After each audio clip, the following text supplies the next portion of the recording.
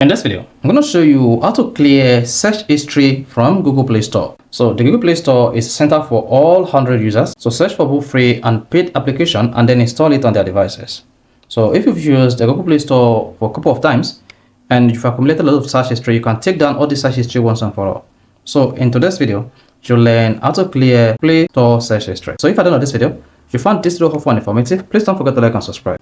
Now the first one to do, when you want to clear Play Store history, is click on the Play Store icon on your app menu or app screen to open it.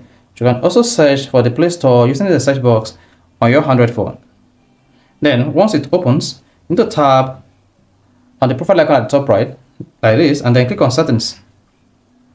Now on the settings page, locate general and click on that, which is the first option. This is going to expand the account preferences and notifications. Now under that, tap account and device preferences. You just need to go down here until you see account and device preferences. Go ahead and click on that.